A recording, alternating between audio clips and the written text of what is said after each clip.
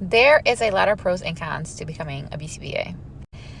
Something that can piggyback both is understanding how behavior works. And once you have an ABA mindset, you can't undo an ABA mindset. It's like learning how to ride a bike. You automatically learn how to ride a bike. You can't unlearn how to ride a bike.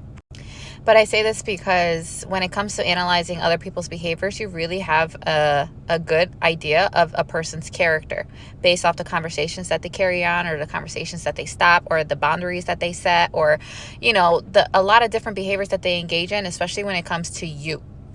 I think another perk too is understanding when it comes to like language building, like functional communication training and verbal behavior, especially as a parent. Like, I'm a mom now, and I think it's such a great quality to understand how communication works, but also behavior and arranging your environment, because now I can set my daughter's environment up so it's successful for her, but it's also enriching, where I could promote a lot of language and a lot of opportunities for her to practice skills that I know that she needs to work on.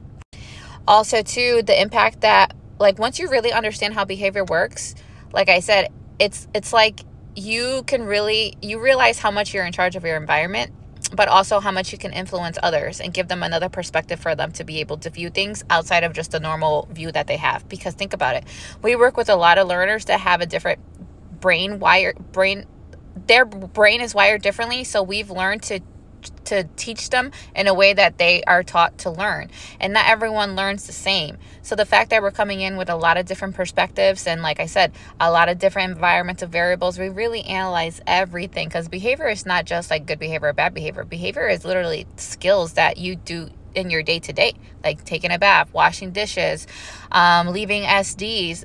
Behavior analysis is all about your environment, and that's something that people don't really realize, like how much your environment plays on your behavior. It has 100% everything to do with your behavior. So if you could rearrange your environment and set it up for success, for not only for you, but also your learners, or your daughter, or your child, or your therapist, or your supervisee, or your teacher, whoever is also sharing that same environment with you, as a behavior analyst, you know how to enrich it.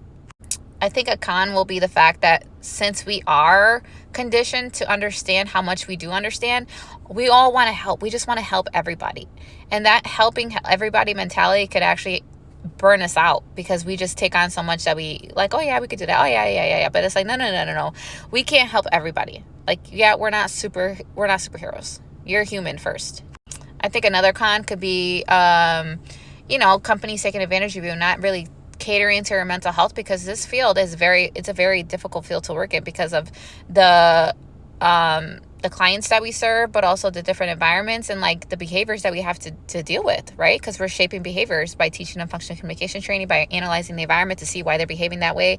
And it's our job to be neutral, to be able to model what is appropriate and to replace that maladaptive behavior with something more socially significant. So you need a lot of patience and tolerance, and understand like it takes time to shape behaviors. So I think another con is work-life balance, because there's a lot of work that we do that is considered indirect, which we can't bill for.